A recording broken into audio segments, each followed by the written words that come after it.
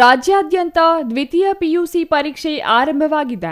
ಚಿಕ್ಕಬಳ್ಳಾಪುರ ಜಿಲ್ಲಾ ಕೇಂದ್ರದಲ್ಲಿ ಮಾತೃಭಾಷೆ ಕನ್ನಡವನ್ನು ಇಂದು ಮಕ್ಕಳು ಖುಷಿಯಾಗಿ ಬರೆದರು. ಜಿಲ್ಲೆಯಾದ್ಯಂತ ಆಯಾ ತಾಲೂಕಿನ ಪರೀಕ್ಷಾ ಕೇಂದ್ರಗಳಲ್ಲಿ ಪರೀಕ್ಷೆ ನಡೆದಿದ್ದು, ಯಾರೂ ಗೈರು ಹಾಜರಾಗದೆ ಎಲ್ಲರೂ ಹಾಜರಾಗಿ ಪರೀಕ್ಷೆ ಬರೆದಿರುವುದಾಗಿ ಪರೀಕ್ಷಾ ಕೊಠಡಿ ಮೇಲ್ವಿಚಾರಕರು ತಿಳಿಸಿದ್ದಾರೆ. ಮಕ್ಕಳು ಯಾವುದೇ ಆತಂಕಕ್ಕೆ ಒಳಗಾಗದೆ ಪರೀಕ್ಷೆ ಬರೆಯುವಂತೆ ಶಿಕ್ಷಕರು ಧೈರ್ಯ ತುಂಬಿದ್ದಾರೆ. ಚಿಕ್ಕಬಳ್ಳಾಪುರದ ಸರ್ಕಾರಿ ಜೂನಿಯರ್ ಕಾಲೇಜಿನಲ್ಲಿ ಇಂದು ಪರೀಕ್ಷೆ ಬರೆದು ಹೊರಬಂದ ವಿದ್ಯಾರ್ಥಿಗಳು ಖುಷಿಯಿಂದಲೇ ತಮ್ಮ ಅನಿಸಿಕೆಗಳನ್ನು ಹಂಚಿಕೊಂಡರು.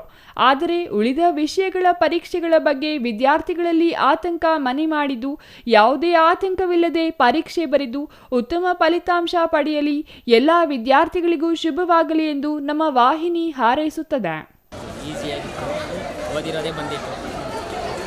ಗಾದೆ ಯಾವುದು ಕೊಟ್ಟಿದ್ರು? ಗಾದೆ ಕೊಟ್ಟಿರಲಿಲ್ಲ, ಪ್ರಬಂಧ ಕೊಟ್ಟಿದ್ರು.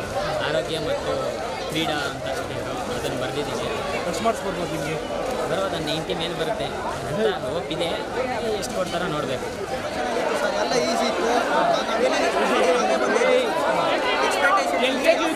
LKG ಪೇಪರ್ ಇದೆ.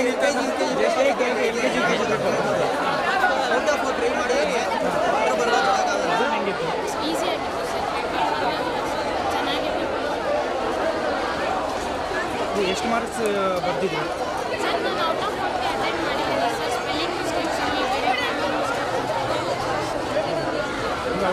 News bureau, CTV news, Chikkaballapur.